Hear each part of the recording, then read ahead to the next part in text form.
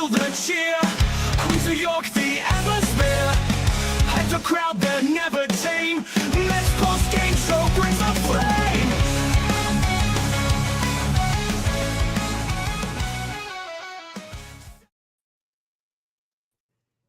I am lost for words when it comes to this New York Mets team. They are an enigma. What's up, Mets fans? Welcome to the Mets post-game show. The Mets lose 7-3, lose the doubleheader, and lose the series to the Baltimore Orioles as the New York Mets find a way to return back to what the problem has been this entire season. We talked about the opener situation, why it was imperative to win game one of this doubleheader, and you actually had a real pitcher on the mound that you decided to take out late in the game based off of one hit and 90 pitches, and you leave yourself very vulnerable to a game like this. Chris, how you doing, buddy? Yeah, I'm not doing so good. I'm not doing so good. Like this is brutal. Today was brutal. It was everything that the Mets should not be. Like today showed that the Mets are everything that they should not be at this point going into the All-Star break with the trade deadline nearing. It's disheartening. It's honestly disheartening. And I was holding out a little bit of hope that after such an abysmal game one with a David Peterson, and by the way, first of all, let's not even, whatever. Congratulations, David Peterson, for being an all-star. First time all-star in your career. Let's clap it up for David Peterson. He deserves it. Much deserved appearance from David Peterson. And I want to take this time to shout him out because he is a warrior up on that mound. We had a lot of questions about David Peterson over the years, especially after the hip surgery that he got. And he came back with a vengeance. And he is proving everybody that doubted him wrong. So congratulations to him. He threw a gem today, and we talked about it on the game one post game. If you missed that, go check it out. It's on both of our channels. The Mets had an opportunity to right their wrongs in this doubleheader by going and taking game two. Rob, I'm going to open up this conversation because, again, you asked me how I'm doing. I'm not doing so good. I'm not doing so good because this team is not doing so good. How do you have a $300 million payroll and you are trotting out a bullpen game every sixth day? Us fans just had to witness David Peterson throwing a gem, the manager taking him out after 90 pitches, the manager not taking accountability for that move and throwing it on the offense, which is fine. Maybe get them fired up, maybe get them going. But then also having to throw a bullpen game in game two to right the wrongs. So we had to witness Brandon Waddell, Justin Hagenman, and Dickie Lovelady in game two, which was a quote-unquote must-win game for the Mets trying to win their third consecutive series. It doesn't add up to me. It doesn't add up to me how you have a $300+ million payroll and you're trotting out for months in the first half of the season a bullpen game every sixth day. It's not a recipe for success. And that's where I want to start with today. Well, Chris, when you neglect the rotation in the offseason, as I've said many times, and you go the cheap route with the rotation, and you bring in reclamation projects or often injured pitchers, what do you expect if you're David Stearns? What do you expect as Met fans? Right? I don't want to be the Debbie Downer. I don't want to be Mr. Negative, as I've clearly been titled many times. But I've said this for a while. You don't win championships going the cheap route with pitching. You might get away with it in the bullpen. You might find a way to get through with it at a trade deadline. but the rotation can destroy a bullpen. A rotation can destroy games over the course of a season. And then, God forbid, you make the playoffs with a rotation that is consistently injured, consistently inconsistent, and consistently what you paid for. You paid for this rotation, David Stearns. This is the whole idea. This is the idea. This is why six-man rotations don't work. And oh, by the way, the Rays, who started all this, doesn't do a six-man rotation anymore. So that tells you that it doesn't work for a team that started it and lived by it for years. It doesn't work. The fact that you have to baby a pitcher in Kodai Senga, who is injured again. Clay Holmes is running on fumes, as we've seen yesterday. The fact that the cheap route going with this rotation is the reason why you go after at least one big name, one big rotation piece in your rotation. You need a stopper. Brandon Waddell, again, I'm not blaming this guy. I'm not. He's a journeyman. What do we expect? Hengeman, what do we expect? I'm not blaming those guys. Today's the day you needed a stopper on the mound. You know why the Mets don't have that? Because they have none. Because David Stearns made it that way. It's like you buy a 99 Honda Civic with 200,000 miles on it. And you go on a cross-country trip and expect it to just fill it up with gas at every stop and have no issues. That's what it is. Instead of buying that new 2025 Honda Civic or Honda Accord, whatever car you want, you go get the 20-year-old car to save a little bit of money, but at the end, do you actually get to your destination? Do you actually not go through problems with that car, with this team, with this rotation? I said it from day one, Chris, and I never believed it. I never believed in this rotation. I don't care. People can talk about the injuries all you want. I called it before the season started. What did I talk about with injuries? I talked it before spring training. I've talked about this. The most money you gave to a guy was a guy that has not been good since his Oakland days. And he had to revamp his delivery, the way he pitched, everything that he changed was what you paid for that 1 year. And he hasn't thrown a pitch for you. That's on David Stearns. Like, pitchers get hurt. But what is the difference between cheap pitchers getting hurt and expensive pitchers getting hurt? I'm going to tell you one thing. When they come back, they'll actually be very good because that's why you pay those guys. Great pitchers are great pitchers. Top-line starters are top-line starters. Every pitcher seems to get hurt. What are you really saving here? So you can say that you saved $15 million on a Corbin Burns? Last time I checked, Corbin Burns threw more games than Sean Manaea this year. And I know he's done for the season. But can anybody confidently say that $20 million we gave Sean Manaea is going to be worth it this year? Is he actually going to pitch? Yeah, we might see him. But that loose body is floating around in his elbow. That oblique apparently is healthy. But that doesn't mean that oblique is not going to change the way he throws certain pitches. We're just assuming that everything's going to be A-okay when these guys come back. Often injured Kodai Senga. Sean Manaea, that we have no idea how he's going to be. And then we've pitched an opener for the last couple of days, and I know the doubleheader had a lot to do with it, and it kind of messed up what the Mets were trying to do. But we're 94 games into the season, ladies and gentlemen, and the New York Mets are still trying to figure out a six-man rotation. If you haven't noticed, this is why they're doing openers. They're trying for a six-man rotation. They're trying to set it up prior to the All-Star break. The reason why, Chris said it in the last postgame, the reason why they're bringing back Senga, the reason why they're bringing back Manaea before the All-Star break is that everybody will be, quote-unquote, rested to start their turn with a six-man rotation after the All-Star break.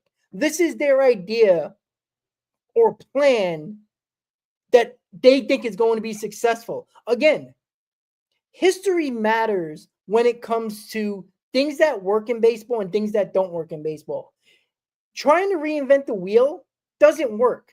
That's why the Rays never win. Yeah, they make the playoffs from time to time, and they've been a solid organization, but they never win.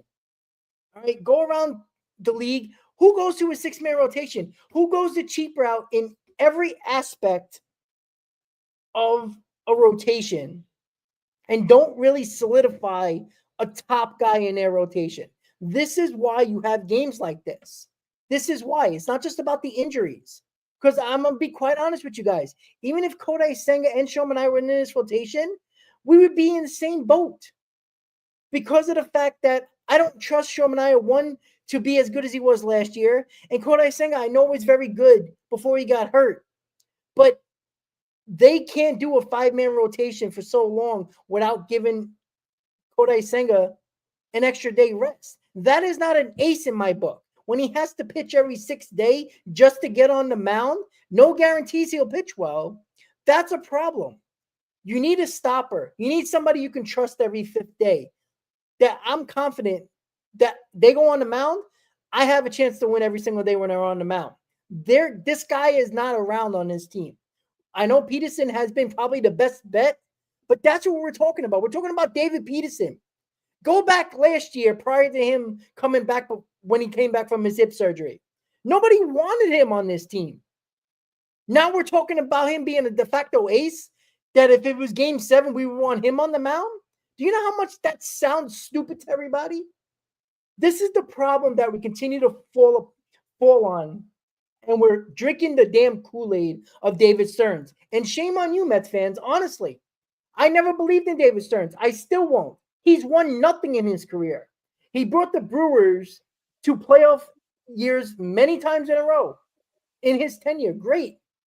But do you know how bad the Central has been for many, many years? When there might have been 1 or 2 teams constantly in the Central, when they were beating up on the Pirates for all these years? You know what I'm saying? When the Cubs were bargain in the basement of the NL Central for years. Who were they really contending with? And they never got to a World Series. And we put this guy on a pedestal for what? Why aren't we talking about the pitching lab now? It's supposed to make everybody better, right? Well, it's clearly not. Because the things that I've concerned myself throughout the season and before the season was the fact the pitching lab can't fix. Might make them throw certain pitches that they throw better against certain hitters, but it doesn't help with length. It's not going to stop injuries. And you go the cheap route because you're so successful in this quote-unquote lab that you have that nobody gives a shit about that. Now at the deadline, you're going to have to use prospects, by the way, which I'm okay giving away prospects.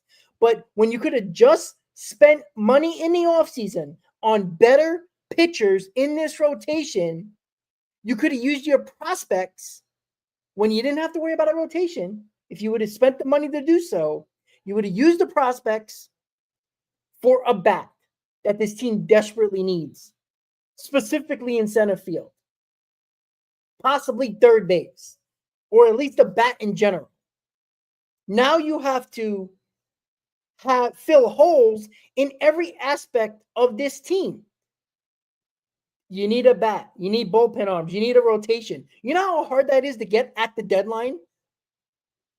When you got multiple teams looking for the same thing and competition is going to be high and prices are going to be astronomical because of the competition for those players? That's what David Stearns built here. He built this team with too many holes. And if you didn't see it from the get-go, I'm sorry to say, but you drank the Kool-Aid, he fooled you. And I'm sorry, it's sickening because I can't believe I'm right with this nonsense. I was hoping Chris, who was on board with this rotation and this type of way of going about the rotation, even though he did want Max Free, by the way, over that I didn't, but he did. He was on board with it. He believed in it just based on a lot of common sense. Clearly, I didn't have common sense in the regular season before the season. But the fact that the New York Mets and David Stearns did this to themselves, and now they got to dig themselves out of a hole at the trade deadline. Does anybody believe that he's going to fill all these holes with really good players? Because that's going to take a lot of prospects. The fact that you talk about the farm system, and people talk about the farm system in this chat, they don't want to give up the farm system, but they're the same people that didn't want to spend money on a rotation. Well, this is what you get. You either spend the money on this rotation or you pray, which, here we go, McLean, Tong, and Sproat. None of them are going to help us this year. No guarantee they're going to help us next year. We have no idea. No idea. But who cares about next year? Doesn't matter. The fact is, you didn't do your job in the offseason, and now you got to fix it during the deadline, which is very hard to do with multiple holes. And I'm sorry, Mitch Keller is not going to fix this. Sorry to say. I know that might burst some people's bubble. You need the best starting pitcher on the market. If you got to go get Zach Gallen, you fucking get him. And I'm sorry, Chris, I ranted for about 9 minutes, but it's just so frustrating because everything's coming to a head that I've been bitching about for months and before the season. I will say you definitely did kind of hit the nail on the head about the pitching before the season started. I will also caveat that by saying, I think that we're having a different conversation at the very minimum, at least maybe down a couple of notches if Manaya is here for the longevity of the first half, if Kodai Senga doesn't go down, because things really went to shit, let's be honest, when Kodai Senga went down. I think that this could have been salvageable and this could have been mitigated. But the problem is that this is the problem. I'll tell you what the problem is, David Stearns. And listen, I'm not going to say I've always been pro David Stearns. I've always been pro David Stearns. And I'm not going to stop now because I still think I said it in the preseason, in spring training, when we had our back and forths, I said, this guy's going to make impactful moves at the deadline. And I'm going to just say I'm holding out hope that he still does. And I'm going to go ahead and stick to that. I will stick to that because I said it in the offseason before even game 1 in Houston. I said this, and I'm still holding out hope that he's going to do it. Am I changing my tone into hopeful, into like kind of like pushing them because I'm like, we need this because this team definitely needs this? Yes, 100%. But what I will say is that David Stearns in the first half, he built this rotation essentially on paper to need to be perfect with minimal injuries. And that's not how it's gone so far in the first half. The team statistics aside, because again, you can still probably say, like, I haven't checked up on how the rotation adds up in the MLB in terms of ERA, like if they're top 10, top 15, whatever, they were top 5 for the longest time. I haven't checked that. But this rotation was banking on Senga and Manaya headlining and David Peterson continuing the trend. And that's The only thing that they've gotten was half of a half from Kodai Senga headlining this rotation and David Peterson continuing the trend. They're missing the second half of the first half from Kodai Senga because he's been on the injured list. And they're missing Sean Manaya because he hasn't appeared in a Major League Baseball game this season yet. That's what they're missing. Frankie Montas, same thing. I mean, he just recently came back. Clay Holmes has been kind of holding it down, but we are starting to see Clay Holmes kind of fizzle out in his first year as a starter ever since his rookie season. So the rotation, the way that it was built in the first half was to rely on a lot of things to go right. And I will say a lot of those things that they were banking on to go right, they were going right in the first half of this half of a season, especially with Griffin Canning, the way he started off this season. But in the second half of this first half of the season, let's just call it a quarter of a season, it hasn't gone right. And now we're starting to see the downfall of the way the rotation was built. And I'm still holding out hope. They need impactful moves. Like, it's not a question. And I'm not talking about just the rotation. I'm talking about the bullpen. I'm talking about offense too, right? With Starling Marte down, Jesse Winker down, they need impactful moves. Last year, Jesse Winker, Paul Blackburn, etc., Huascar Brazaban, who just started to turn it on this year. He had an abysmal second half of the season in a Mets uniform last year. Those types of moves aren't going to cut it at this deadline. They're not going to cut it. So if David Stearns is planning to repeat a part 2 of that type of deadline, then you're going to hear it from me starting August 1st and beyond. You're going to hear it from me. But we need impactful moves. This could be a World Series roster, but this is not a World Series roster right now. And even if you add back in Sean Manaea and Kodai Senga, this is not a World Series roster. They need impactful moves on all 3 fronts of the game, all 3 aspects of the game.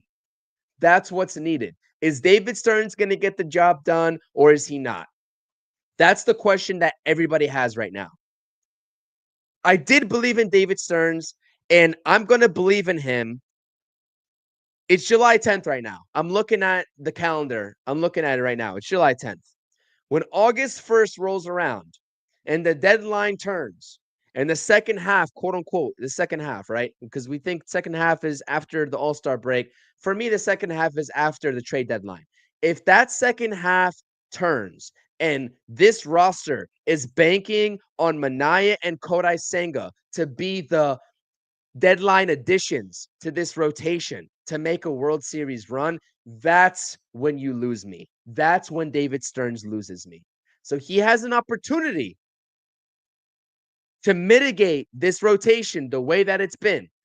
Because in the first quarter of this season, everybody was on board. Even you were on board, Rob. Even you were on board with the way that they were performing. But lo and behold, injuries started to pile up. First of all, Sean Manaea, in the beginning of the season, already started the tone. Kodai Senga, when he went down after that Pete Alonso throw and he hyperextended the hamstring, whatever it was, only added to the fire. Griffin Canning going down with the Achilles injury only added to the fire. Like, the problem is now is that they have Kodai Senga coming back, right? And we had this conversation, and this is where I will not go against you with Kodai Senga, because I did at the beginning of the season, but that's when everybody was healthy. If they plan on going to a 6-man rotation, there doesn't need to be only one rotation move. There needs to be 2, because you cannot have Senga and Manaea come back, and you cannot have, I will say, Clay Holmes continue this stretch that he's had of only going 4 2/3 or 5 innings max and fizzling out. There needs to be 2 rotation arms. So David Stearns, in my opinion, in this deadline, whether anyone wants to acknowledge it or not, his back is against the wall. His back is against the wall. Like, he needs to come to this deadline prepared, and he needs to come out swinging and show this Mets fan base that he means business. Because I was all for the Mets doing what they did in the offseason and just seeing how the first half played out. And we've seen how the first half has played out. We've seen it. It's not that great. David Stearns has a lot of things to do right now. A lot. The worst thing that could have happened for Stearns is for the offense not to perform the way we all expected, because there was no concern, or that's a lie. There wasn't. We weren't talking, and we were already talking about the deadline when the season started about bullpen and starting pitching, but we never brought up another bat early in the season, in the beginning before the season started, because we were supposed to have a very deep lineup, right? Vientos, Alvarez is supposed to bounce back. Alvarez is supposed to bounce back. Vientos is supposed to continue what he did last year, and both of them fizzled are just a waste right now and not helping this team. And you're down to 4 guys in a 9-player lineup. Like, that's a problem. You can find a rotation arm or 2. You can find a couple of bullpen arms when you don't need a bat. possibly 2, most likely 1. So now you need that as well. And that's the thing. Like, I just feel like Stearns tries to outsmart everybody. And again, I'm not saying Stearns needs to be fired or is a bad hire. I know Easy's like, oh, who are you going to hire? It's not about Stearns being hired or not. He's here. I can't change that. Right? But he made these moves. He's got to get criticized here. When you don't have an ace, and by the way, guys, it's not like Kodai Senga had an arm injury where it was a shoulder contusion or, shoulder fatigue or elbow fatigue or whatever, or forearm discomfort. These are soft tissue injuries where he can get on the mound tomorrow, jump off the mound to run the first base to cover the bag, and pull that hammy again. This isn't an arm injury. This isn't an elbow, hand, shoulder injury. If it was, you kind of had to understand it, like, all right, you got to protect this guy. But he ran the first base and stretched. Same thing with Sean Manaea. It was an oblique, soft tissue injury. By the way, he throws the ball for a living. That oblique is in play every single day, every single pitch. And you not only have to worry about the oblique, which seems to be okay considering he's throwing and he pitched in rehab starts, which is a great sign. But again, that loose body, he could have had surgery, but he would have probably missed the rest of the season, maybe most of it, if he had that surgery to remove the loose body, which will probably happen. Oh, by the way, at the end of the season, after the season is over, he'll have surgery to remove that loose body, which is probably a month and a half recovery if everything goes right. So we're dealing with 2 pitchers that we're hoping can or at least Senga can continue what he was doing before he got hurt. And Sean Manaea at least pitched really good. 2 guys that at any moment can get hurt. And again, that $20 million you gave Sean Manaea, there was other guys out there. And Chris, I wasn't on board with the Max Fried. I wanted Corbin Burns. That's obviously it's wrong for this year. How much is Max Fried getting paid this year? 25, 26 million, give or take, right? It's a steal, So I feel like. We gave Sean Manaea, what, a 3-year deal, 4-year deal? What was it? 4-year deal? 3 years, 4th year option, whatever the hell it was. 3 years, 3 years. For another 4 years and a few $1 million more, you could have got Max Fried. And he continues to be a stopper for the team. And again, I don't care about year 6, 7, and 8. Just like nobody gives a shit about year 3 or 4 of the Manaea contract. Because nobody cares. Nobody cares about year 12, 13, 14, 15 of Juan Soto. The fact that we can continue to worry about guys that, like that because they're cheap, because the rotation is not what some expected it to be. And, we took, we should realize by now as Met fans that last year is a full circle season. This year, the rotation couldn't be better because they were the best in baseball for what, a month and a half, almost 2 months. The Mets were 11 games under 500 last year in the first 2 months. You see how things change quickly? The fact that this pitching staff, and I gave the pitching staff credit, right? I know, Chris, you said I was on board. I wasn't on board, but I gave them credit where credit was due, right? But I still never believed that this was going to last. Now, the injuries, nobody can predict. That's why when people talk about years and money when it comes to injuries with pitchers, it's just stupid. And if an executive says that, it pisses me off because they're just trying to reinvent the wheel that doesn't need to be reinvented. All right. There's no team that has a rotation like the Mets right now and wins a World Series. You want to go back all these years? We can keep on doing that if you want to bother talking about that. But I just don't feel like this was a good plan from the get-go.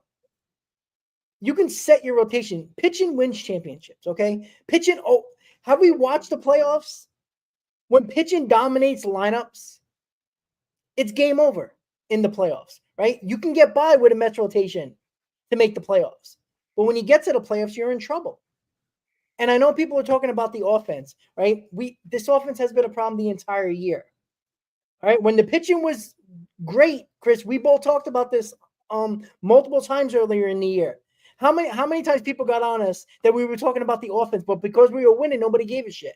Now people care because we're losing and the pitching's not good. It's amazing how things turn. So ultimately, David Stearns built this roster with holes. Now, I'm not blaming him for this offense because he inherited Vientos. He inherited Alvarez. Nobody can predict that this offense would be one of the worst teams in baseball with runners in scoring position. That's something that I don't think a lot of us even thought about. And that's not David Stern's fault. Because failed prospects are failed prospects. David Stearns didn't draft these guys. Vientos was our third baseman. He couldn't change that. Alvarez was our catcher. He couldn't change that at the moment. He's trying to now, clearly, with every single third baseman we have in his farm system. But nobody's really taking the reign. So I can't blame him on that. But he built this rotation. He built this bullpen. That's why I'm getting on him and why I'm banging my table about the rotation and the bullpen. Because David Stearns built this. He had opportunities to make it better and legit. He didn't do that. And it blew up in his face in not even 3 months of a season. That's the problem. The offense, he couldn't do much about. Let's be honest about that. What were we supposed to do with center field? We were supposed to have a top prospect ready to go on the verge of coming, right? We were talking about Drew Gilbert coming in the middle of this season, being our center fielder. That's what we were talking about. Siri and Tyrone Taylor were stopgaps. Like, he couldn't do much else with this rotation. I mean, with this lineup, excuse me. The rotation and bullpen, he fully has his hand on. And it's blown up on July 10th, 94 games into the season. That's where we are, Chris. And that's what he has to deal with at the trade deadline. Yeah, it's a fair assumption. I mean, that's a fair assessment, I should say. That's a very fair assessment. And again, I mean, moving forward, the only thing that we can confidently say is that this is a $300+ million team, and they still have holes to fill to make this a World Series contending team. If you okay, let's say this, right? This roster fully healthy. You add in Senga, you add in Manaya with the current personnel, you add back in Winker and Marte as your platoons. Are we still confident that this team can make a World Series push? Because I'm still looking at that and I'm saying, and I've said it from the offseason, right? When they committed to Starling Marte, how many videos in the offseason did I do talking about Starling Marte? There's talks between the Mets and the Royals to send Starling Marte over for bullpen help, right? Because it made sense. It made sense. And I know that Starling Marte has had his flashes, right? Mm-hmm. And Winker, the same thing. Like, I looked at Winker on the 1-year deal, and I was just like, okay, if they're not going to go and commit to a DH this season, I guess that makes sense. But I still rather this team commit to a DH, and they haven't done that.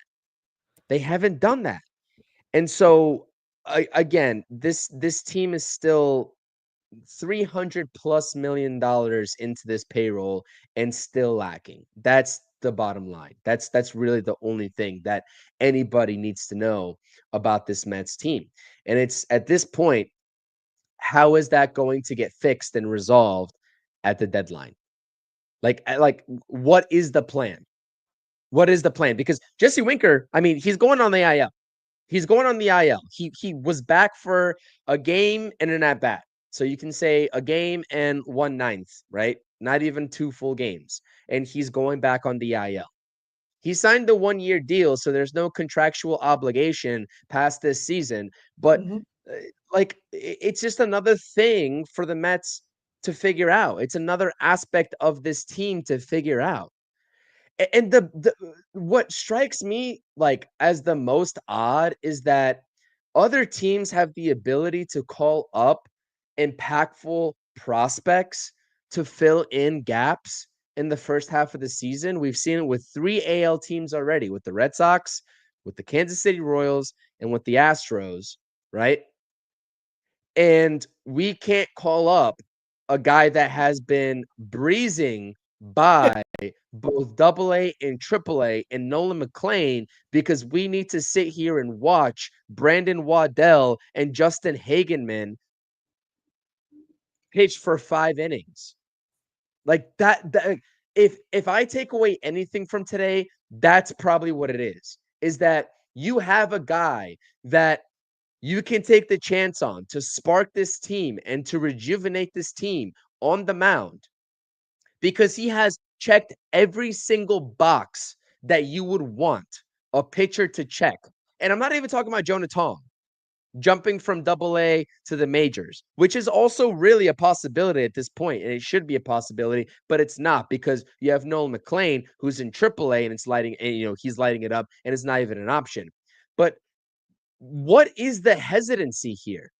What is the hesitancy to not have Nolan Mlan on this roster in favor of going to a bullpen game every 6th day? Because I made the video about Nolan Mlan possibly getting called up over a week ago. And I told everybody, I said, the worst thing that you can do is call up a guy for a spot start and send him back down. But the state of this rotation right now makes it to where even when Manaya and Kodai Senga come back, Nolan Mlan still has an open roster spot to stay in this rotation because at that point, the bullpen needs so much help that you can afford to move Montas to the bullpen. You can afford to move Clay Holmes to the bullpen if that's the corresponding move. And I'm tired of this service time stuff. Like I hear what you're saying, Ricardo, but the service time for me, what are we like? Are we manipulating service time? First of all, is the service time cutoff already done? Like I'm sure it's already done. No, Even if it's not, though, Chris, the fact that if it's for 1 start, maybe 2, it's not starting their service time. It's not. Like, who cares if they're great or bad? If you're gonna send them back down, we're not asking these guys to stay. If they still need development, they still need development. But you can win a ball game here. That's what I just don't understand. Well, they're clearly thinking about service time and options and all of that because Luis Angel Acuna got called up this morning. And the reason why, apparently, is because if Acuna started another game in the minor leagues, then he would have lost an option on his contract. And so, therefore, they were able to mitigate that and call him up today. And clearly, they needed his services in the second game. And he doesn't lose an option on his contract. So clearly they're thinking about service time. They're thinking about options. They're thinking about all of that. But for me, it's just like the greater good of the team and the rotation that's in shambles right now, outside of David Peterson, right? Outside of Clay Holmes that can give you 5 solid innings before he falters, there's nothing. There's nothing. And so if that doesn't sound and ring the bell of desperation, maybe we can get a spark out of Nolan Mlan, then I don't know what does. I don't know what does. And so that's what's the most intriguing part of this all. I don't think any of us get it. If anybody's in the chat right now that thinks that Nolan Mlan should not be on this roster even still, given what we saw today in the second game, please make your feelings known in the chat because I don't understand it. I don't think Rob understands it. I don't think a lot of Mets fans understand it. So if you have a reason, please feel free to tell us. But Nolan Mlan at this point, even if it is for a spot start, even if you do want to call him up for 1 star, like they did with Blade Tidwell, right? And send him back down. Why not? But I will say this, though, Rob. I will say this. Even if Nolan Mlan gets called up, there's no reason why he should be going back down if he does well. There's no reason. He has a spot at this very moment on this team, no matter what. Because if you're telling me who I would prioritize in this rotation and who I would give a chance to, I would send Montas to the bullpen in a quick instant and have Nolan Mlan try to be a staple in this rotation moving forward. Yeah. It's not even a question. So it doesn't make any sense to me. If you're not going to trade these pitchers for proven talent, then who cares about service time 6 years from now in 2030, 2031? Like, it just doesn't make sense. Like, you know, all these clerical errors and clerical, things that go on in baseball and behind the scenes with the service time and the options and all that stuff. I know it's important to these GMs and to the team. I understand that. But here we go once again, bringing up Acuna because of, clerical reasons and option reasons. For what? It helped out in the doubleheader because he got playing time and he gave, guys days off and stuff like that because of the doubleheader. You got to play everybody you can on your roster. But was he lighting it up in AAA? So let's bring up Acuna because, clerical reasons. He wasn't lighting it up. He wasn't proving that he belongs in the major leagues.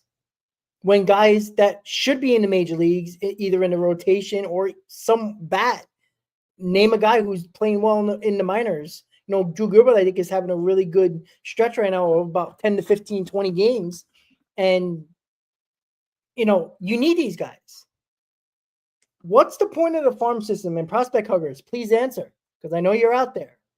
What is the point of prospect huggers and holding on to these prospects if you're not going to trade them, at least up until this point, then why not use them to help this team? Like, you're neglecting wins here. You're neglecting your roster and putting the best team out there to win. And don't think for a second, guys, that these players in this clubhouse are not thinking the same goddamn thing. When you're on first base and you're Pete Alonso, when you're a shortstop at Francisco Lindor, I don't even name the whole team that's on the field. And you just lost a tough game where your manager took one of your best pitchers, if not your best pitcher, out of the game in the 8th inning after one hit with 90 pitches. And you lose that game. And you get into the clubhouse, you're like, shit, man, we let this game get away. Now, you can blame the offense. Absolutely, absolutely you can. But you were winning the game. Nonetheless. When you have a lead, when you have Diaz in the bullpen, when you got Brazaban in the bullpen, and, yes, you have Stanek in the bullpen, but you didn't need those guys. You had Peterson doing it. And then you go into the clubhouse, you lost that game, and you look at the lineup. Oh, I'm in the lineup. Great. Oh, shit. Brandon Waddell. Hageman's pitching. That's going to motivate you. That's going to get you going. This team needs a fire lit under their ass. I go back to many years ago when Jacob deGrom pitched for the first time against the Yankees. Guys like Matt Harvey. It brings a jolt to this team. Michael Conforto, 2015, it gave a jolt to the team. That hasn't happened, right? Mark Vientos last year, that's the best example. Mark Vientos last year lit a fire under this team. That wasn't expected from Mark Vientos. These guys are expected to be mainstays in this lineup, in this rotation, according to David Stearns. What are we doing here? You're not using them to help this team win, then fucking get rid of them. That's what I just don't understand. How many times have I said it? I don't mind prospects. But if you're not using them to help this team win, whatever year we're talking about, then what is the point of having them in this organization if you're just going to let them sit there and waste innings in the minors? Like, I just don't understand it. Their confidence can't be higher right now in McLean and Tong. And even Sprout in his last 2 starts being really damn good. Their confidence is at an all-time high. Why do you want a guy like Tidwell who wasn't pitching well in the minors, and you're going to throw him out there with probably very low self-esteem and low confidence at the moment because he wasn't pitching well, but, he's kind of quote-unquote expendable, so to speak. So let's throw him out there. Let's see what he has. Like, you're not giving this team the best chance to win. That should be a problem within itself for Met fans. And I think that's what me and Chris are trying to explain to everybody in the chat that are talking about, oh, it's not just about prospects. It's not just about spending money. No. But when you got them in your organization and you got internal options, nobody's saying they're going to be great. Nobody's saying that they're going to be any good. But how do we know? We have holes. Fill them internally until you can do something externally to help this team. This is the perfect time to use your internal options so you have in front of you what you really might need at the deadline. Let's say McLean comes in here and looks great, pitches well in, let's say, 2 starts before the All-Star break. Well, maybe we don't need a Zach Gallen. Maybe we can go get a Mitch Keller and put him in the middle of the rotation because McLean kind of solves one of your issues. Not saying it'd be great the rest of the way, but it's an internal option. It's prospects you don't have to get rid of to bring in somebody else in. Instead of 2 guys, now you only need 1 guy. That's a huge difference. So, Chris, I just don't understand what is the issue overall with David Stearns. Like, does he not like these prospects? Or what? Because he always glorifies them anytime he speaks about them. So I just don't understand it. And he's the one that said multiple times, by the way, that a lot of these prospects are going to help this team this year. His words. Well, where are they? Right? How many more third basemen you want to bring up and continue to fail? How about pitchers? What are you afraid of? And by the way, I just want to answer the question that Easy talked about with runners in scoring position. I'll give you the numbers. It's pretty quick because it's terrible. 1 for 11 in game 1 with runners in scoring position. 1 for 8 in runners in scoring position in game 2. That is 2 for 19 in the doubleheader. Gets a little bit better. Left on base in 2 games, 14. That is against pitchers that aren't very good, by the way. So there your New York Mets offense. And again, we all know the problem with the offense. We all know. But here's again, Chris, we've talked about this. The offense is a problem. We understand that. But you had a 1-0 lead in the 8th inning. Decisions were made that allow that not to happen, that win not to happen. Today, the Mets had a 2-0 lead. When you got Brandon Waddell and Hageman on the mound, like, do we expect them to put up zeros? Like, that's the problem. Like, I'm not saying 3 runs is enough, but you had leads. You had leads and decisions in the first game and pitchers you put on the mound because for whatever reason, you want these guys to start in these games and pitch in these games when they don't have to. When you have internal options, this is what it leads to. I see Mets fans all the time on social media pointing the blame at one thing over the other. That's what I see all the time when you have like an action like today with 2 losses transpire. Multiple things can be true at one time. It could be the offense's fault, and it could also be Carlos Mendoza's fault. I'm sorry to say. Yep. It could be 2 things at one time.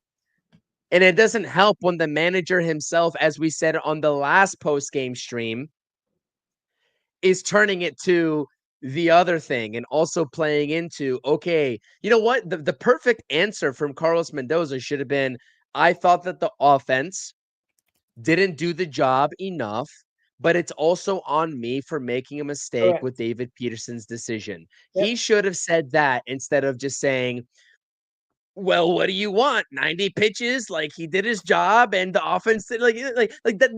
No. Like, I'm sorry. I'm not going to be the type of fan that sits there and says, this is 100% on the offense, or this is 100% on Ryan Stanek. This is a team game.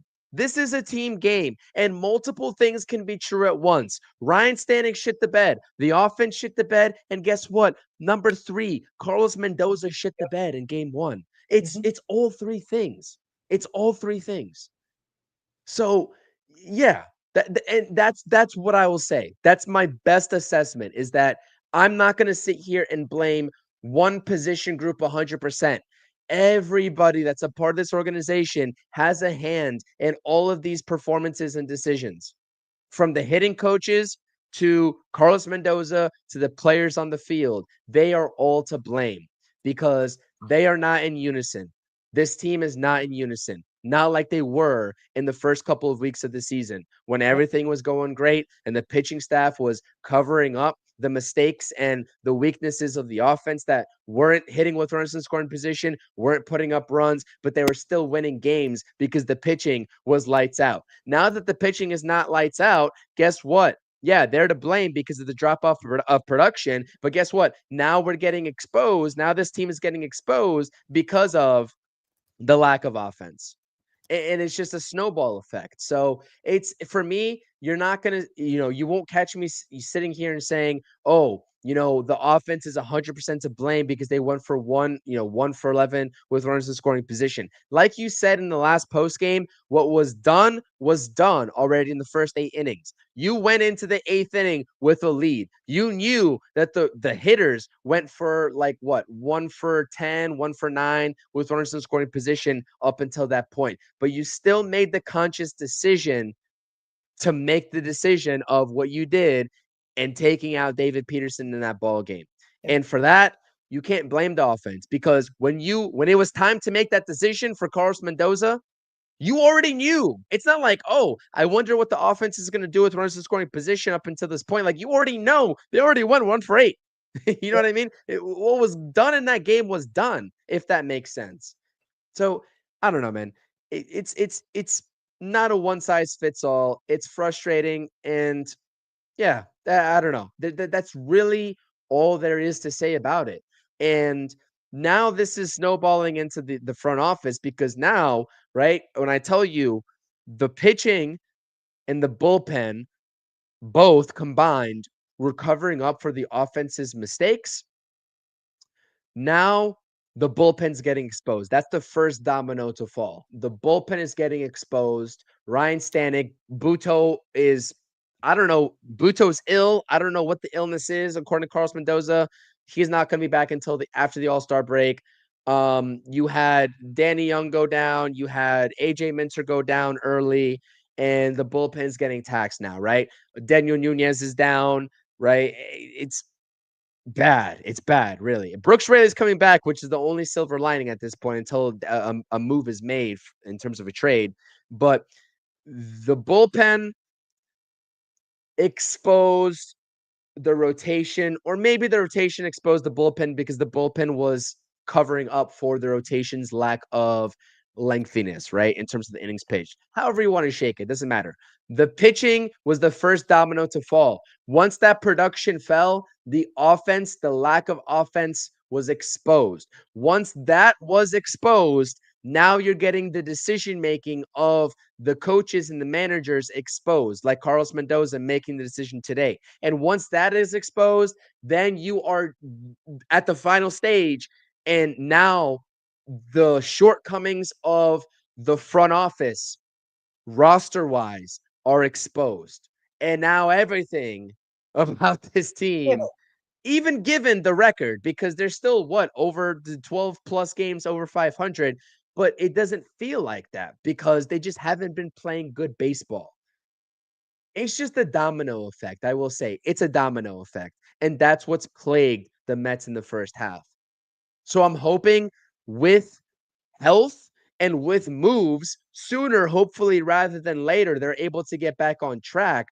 But things need to happen, and they need to happen quick because they cannot afford to come out in the second half and also remain the same team production wise as what we're seeing right now. It just can't happen. Yeah, yeah, absolutely right.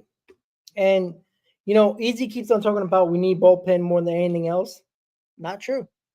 Not true. Why has the bullpen failed? Right? Minter injury, Nunez injury, understandable. But again, Nunez was injured. Again, we all talked about this in the early part of the season. The bullpen was excellent. Why is that? Because they were still fresh. When they're starting pitching don't go deep into games. And I'm not talking about 7, 8 innings every single time. But when you consistently don't get to the 6th inning and finish the 6th inning and using 4, 5, 6 at times bullpen arms per day, I don't give a shit who's the name in the bullpen. You're going to overuse. I can't wait for Rayleigh to come back so they can overuse him next when our starters can't go deep, because that's been the problem. And again, when you go the cheap route with the rotation, guys, here we go again. When you go the cheap route with the rotation, most of these guys don't pitch in deep into games. That's why they're cheap, because they don't go deep into games. They don't pitch well enough to go deep into games, and they're not good enough. And when you got good bullpen arms and you overuse them in, the first 2-3 months of the season, they're going to end up being exhausted and not pitching well. And we saw it from Reed-Garrett. We've seen it from Stanek. We're seeing it from Stanek right now. We've seen it from Brazaben, who's got a little bit better. But great, Rayleigh's going to come back. Wonderful. But they're going to overuse him too. Because you know what's going to happen? Kodai is saying, David Stern said there's no limitations. Bullshit. That is the biggest lie that he's ever said. There's going to be limitations. Of course there is. There's going to be limitations. He won't go deep into games. Sean Manaea, you think anybody else is going to go deep? Sean Manaea ain't going deep for a while, if at all, for the remainder of the season. Especially if we're comfortably in a playoff spot. Because the Mets, as much as the Mets want to talk about division, regardless, I don't think we're going to end up with the best record or the second best record, to be quite honest with you. So we're probably going to play the wild card even if we win the division. So the fact is, we're going to be overusing this bullpen consistently again. So whoever we want to bring in, Rayleigh's coming back. Let's say we bring 2 bullpen arms in here. Great. They're going to get overused. You just hope that building up these guys' arms in the rotation is going to be enough.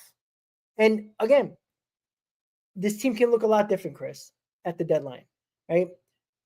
I'm giving a little bit of room for David Stearns. I mean, it's very, very small at this moment. I mean, you can't even see it between my fingers. That's how much room I'm giving him. This much. Because the deadline hasn't happened yet. This is his first opportunity running this organization where he's got the prospects and money and expectations that are extremely high. World Series contender. Last year, I gave him somewhat of a pass, even though I was still upset. First year, evaluation year, shocking season. This year, no shock, very big contender, money and prospects. And the team needs help. So, a little bit of room here. But if he fails at this deadline, and it needs to be a B+ or higher grade deadline, because if it's not, we're going to have a very, very rough second half. Not saying the Mets are not going to make the playoffs, but it can look like 2022 all over again, ladies and gentlemen.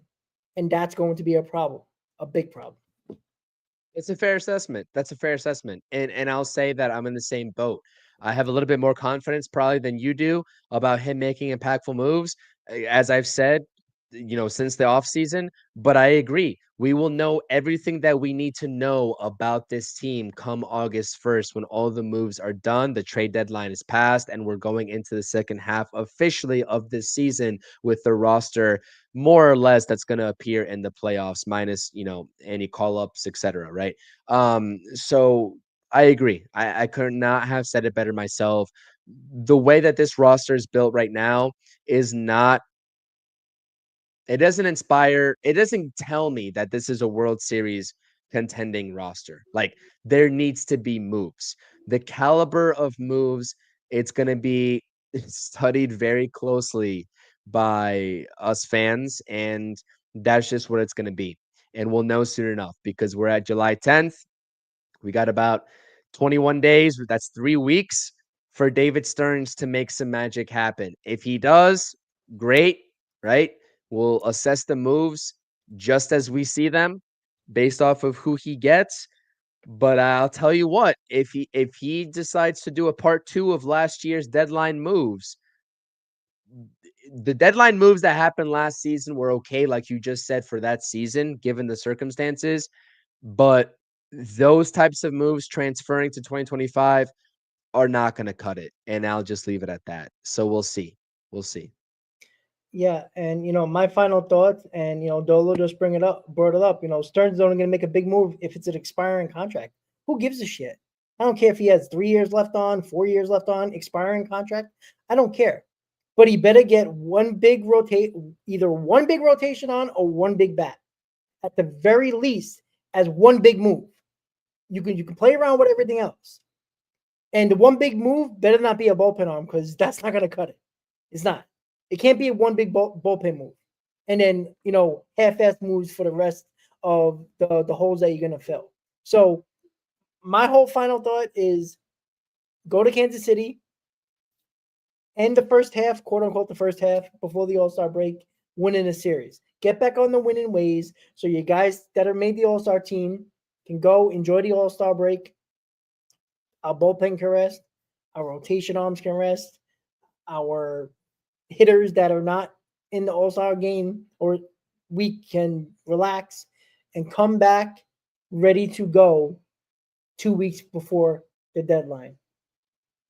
Let's go Mets, I guess. Abysmal performance in this series. Embarrassing performance. They just got to pick it up. There's got to be somebody's got to light a fire under their asses and get going here, because you should beat the Kansas City Royals. They're not playing well. The Orioles weren't playing well. Get it done, Chris. That's all I have to say. Anything else before we go? That's it. Let's go Mets. That's all I got. Let's go Mets, guys. Have a good night. Thank you for tuning in to the Mets post-game show, and we'll see you tomorrow for a pregame against the Royals, guys. Have a good night.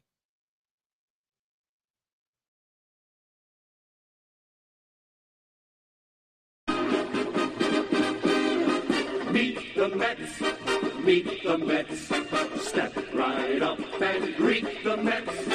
Bring your kiddies, bring your wife. Guaranteed to have the time of your life, because the Mets